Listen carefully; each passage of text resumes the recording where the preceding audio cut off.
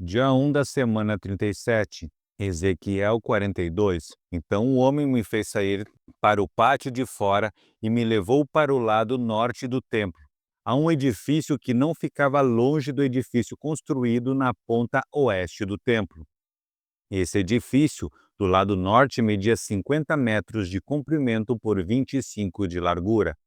De um lado, dava frente para o espaço de 10 metros ao longo do templo e, do outro lado, dava frente para a calçada do pátio de fora.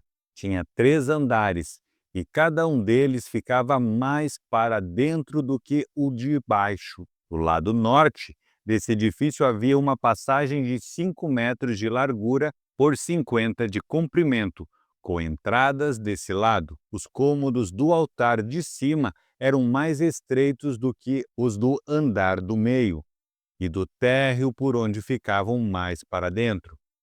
Nos 3 andares, os cômodos ficavam em terraços e não eram sustentados por colunas como os outros edifícios do pátio.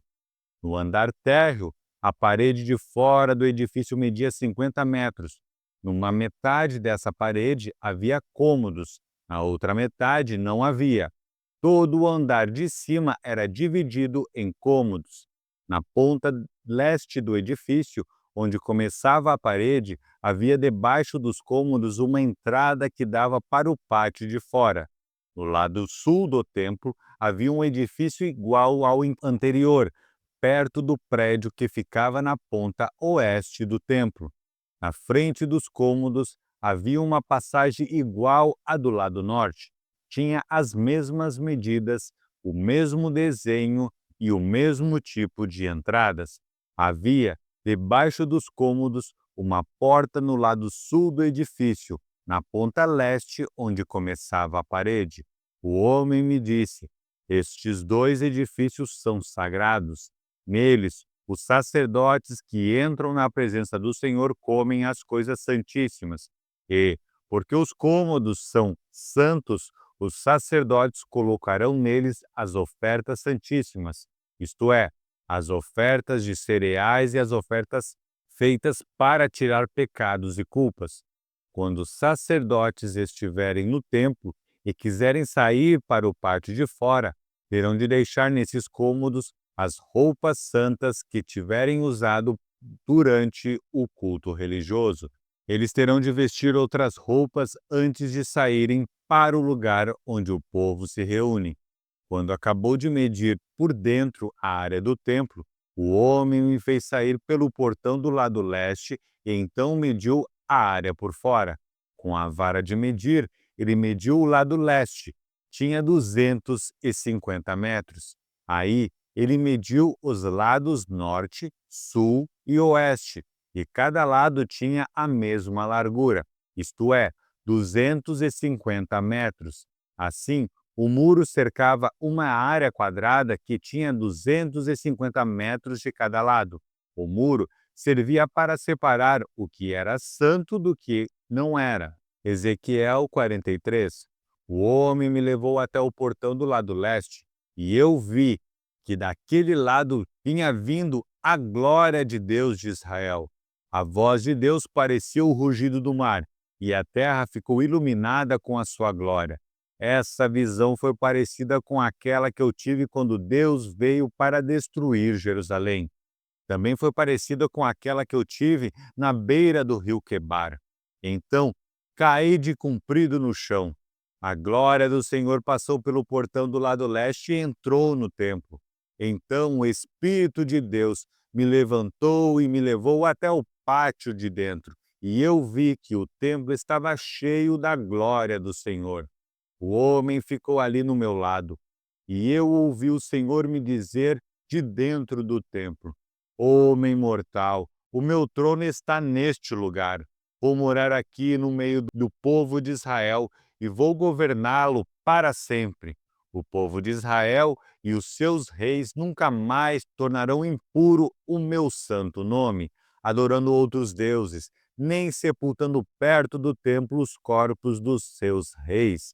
Os reis construíram a entrada e os pilares do palácio encostados na entrada e nos pilares do meu templo. E assim, entre nós ficou apenas uma parede. Eles profanaram o meu santo nome, por causa de todas as coisas vergonhosas que fizeram, e por isso, na minha ira, eu os destruí. Agora, eles que deixem de adorar outros deuses e levem para longe os corpos dos seus reis. Se fizerem isso, eu viverei no meio deles para sempre. E o Senhor continuou: Homem mortal, fale com o povo de Israel a respeito do templo, para que eles estudem a sua planta, façam com que fiquem envergonhados por causa dos seus pecados. Se eles ficarem com vergonha do que têm feito, explique a planta do templo para eles, isto é, o seu modelo, as entradas e saídas, as formas, o modo como tudo está arrumado e todas as leis e regulamentos.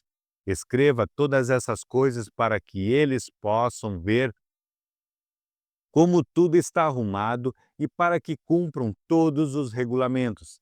Esta é a lei do templo. Todo o terreno que fica em volta dele, no alto da montanha, é santo e sagrado. Seguem as medidas do altar, usando-se as mesmas que foram usadas para medir o templo. Na base do altar, em toda a volta, havia uma valeta de 0,5 metro de fundura por 0,5 metro de largura. Do lado de fora, havia uma beirada de 25 centímetros de altura. Na parte mais baixa do altar tinha 1 metro de altura. A parte do meio media 2 metros de altura e estava afastada 0,5 metro da beirada, em toda a volta. A parte de cima também estava afastada 0,5 metro da beirada, em toda a volta. Essa parte de cima também tinha 2 metros de altura, e sobre ela eram queimados os sacrifícios. Os 4 cantos dessa parte eram salientes e virados para cima. A parte de cima do altar era quadrada, medindo 6 metros de cada lado. A parte do meio também era quadrada, medindo 7 metros de cada lado. Em volta dela havia uma beirada de 25 centímetros de altura. A valeta media 0,5 metro de largura. Os degraus do altar ficavam no lado leste. O Senhor Deus me disse: Homem mortal, escute o que estou lhe dizendo. Quando o altar estiver construído, você vai consagrá-lo, queimando sacrifícios em cima dele e borrifando nele o sangue dos animais que forem sacrificados. Só os sacerdotes da tribo de Levi, que são descendentes de Zadok, poderão vir até a minha presença para me servir.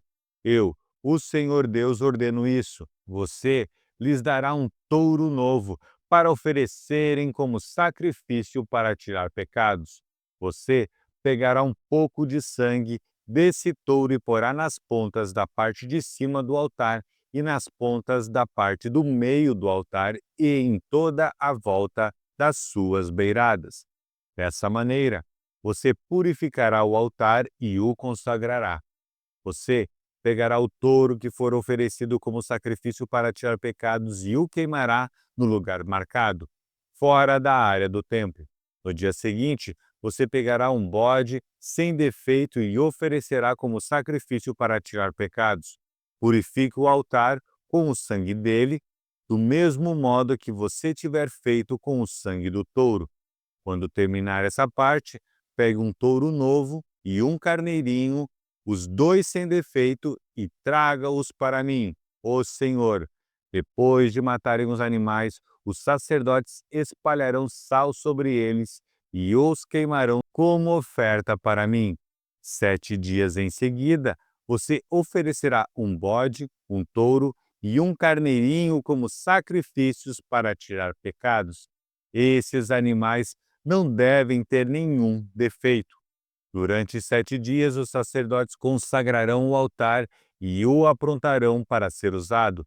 Depois dessa semana, os sacerdotes começarão a oferecer sobre o altar as ofertas que serão completamente queimadas e as ofertas de paz, trazidas pelo povo. Então, ficarei contente com todos vocês. Eu, o Senhor Deus, falei.